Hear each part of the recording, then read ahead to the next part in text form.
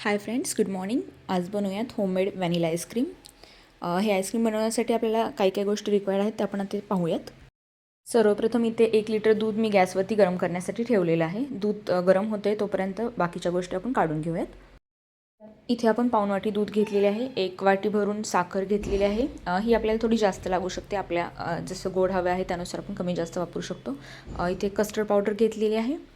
काजू आणि बदाम बारीक चिरून घेतलेले आहेत. व्हॅनिला इसेन्स घेतलेला आहे आणि एक अमूल फ्रेश क्रीम आपण इथे यूज करत आहोत. मध्ये जे दूध घेतलेले आहे त्यामध्ये आपण कस्टर्ड पावडर मिक्स करून घेणार आहोत. एक 5 ते 6 चमचे आपण कस्टर्ड पावडर यामध्ये एकत्र करून एकजीव करून मिक्स करून घेणार आहोत. इकडे कस्टर्ड पावडर एकसारखी आपण मिक्स करून घेतल्यानंतर दूध जे आहे ते आपलं दूधही इकडे तापलेलं आहे, उकळी आलेली आहे दुधाला. आपण त्यामध्ये ती कस्टर्ड पावडर आपण ॲड करूयात आणि हे दूध इथे जास्त थोडंसं एकसारखं हलवून यामध्ये मोठी वाटी साखर टाकून घेऊयात आणि हे एकसारखी साखर विरघळून घेणार आहोत. शुगर क्रिस्टल बनवण्यासाठी एका तडका पॅनमध्ये आपण थोडीशी साखर घेणार आहोत, 4-5 चमचे, आणि ते कंटिन्युअसली आपल्याला हलवत राहायचं आहे. साखर एकसारखी हलवल्यानंतर अशा प्रकारे कॅरमलाइज होते. साखर कॅरमलाइज झाल्यानंतर आपण त्यामध्ये जे कट केलेले ड्रायफ्रूट्स आहेत, काजू आणि बदाम, ते आपण यामध्ये टाकून घेणार आहोत. तोपर्यंत आपण इथं अमूलचं बटर घेतलेलं आहे आणि ते एका प्लेटमध्ये एकसारखे खाली लावून घेतलेलं आहे. आता बारीक चिरलेले चॉप जे आपण कॅरमलाइज केलेले ड्रायफ्रूट्स आहेत ते यावरती एकसारखे आपण पसरून घेणार आहोत आणि थंड करण्यासाठी ठेवणार आहोत. एक 10 मिनटामध्ये हे चांगल्या प्रकारे थंड होऊन जातं. तोपर्यंत आपण एकदा इकडे जे आपण दुधामध्ये जी कस्टर्ड पावडर टाकलेली होती तेही जरा थोडेसे घट्ट व्हायला लागलेले आहे. ते आपण आता गॅस बंद करून एका मोठ्या बाउलमध्ये पाणी ठेवूयात आणि त्याच्यामध्ये हे थंड करण्यासाठी ठेवून देऊयात.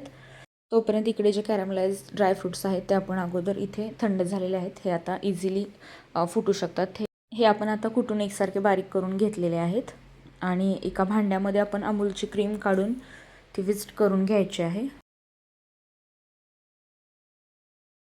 आपण ब्लेंडरच्या सहाय्याने हे सगळी जी क्रीम आहे ती आपण एकजीव करून घेणार आहोत.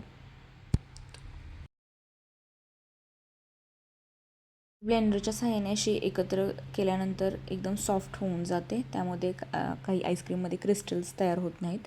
आता आपण जे कस्टर्ड पावडर दुधामध्ये ॲड केलेली होती ते दूध आपण यामध्ये या पातेल्यामध्ये ॲड करून घेऊयात आणि याला आपण सेम ब्लेंडरच्या सहाय्याने एक 10 ते 12 मिनटासाठी ब्लेंड करत राहूयात, एकजीव करत राहूयात, जेणेकरून यामध्ये ज्या गुठळ्या असतील त्या इझिली निघून जातील आणि कोणत्याही प्रकारचे क्रिस्टल याच्यामध्ये तयार होणार नाही आहेत आईस्क्रीममध्ये आपल्या. आणि यामध्ये आता थोडासा आपण 2 ते 3 चमचे व्हॅनिला इसेन्स ॲड केलेला आहे. सर्व मिश्रण आहे ते आपण एका एअरटाईट कंटेनरमध्ये इथे ॲड करून ठेवलेले आहे आणि हे एकसारखं एकदा त्याला टॅप करून घ्यायचे आहे आणि वरून जे आपण क्रिस्टल्स बनवलेले होते ड्रायफ्रूटचे ते आपण वरून ॲज अ सजावटीसाठी ॲड करत आहोत. आणि हे यावरती एक प्लास्टिकची पिशवी, आपण बर्फाचे काही हे कण येऊ नयेत म्हणून प्लास्टिकची पिशवीने पॅक करायचं आहे आणि त्यावरती आपलं जे झाकण आहे ते पॅक लावून द्यायचं आहे. आणि संपूर्ण रात्रभर आपण हे फ्रीजरमध्ये ठेवलेलं होतं आणि तुम्ही पाहू शकता इथे आपलं आईस्क्रीम बनवून रेडी आहे. व्हॅनिला फ्लेवरचं हे आपलं व्हॅनिला आईस्क्रीम बनवून इथे रेडी आहे. सो उन्हाळ्यामध्ये आपण हे आपल्या लहान मुलांनाही देऊ शकतो. घरच्या घरी बनवलेलं हेल्दी आईस्क्रीम खाण्यासाठीही खूप रुचकर लागतं. अशाच नवनवीन रेसिपीजसाठी चॅनलला सबस्क्राईब करा आणि व्हिडिओ आवडला असेल तर नक्की लाईक अँड शेअर कराल. थँक्यू.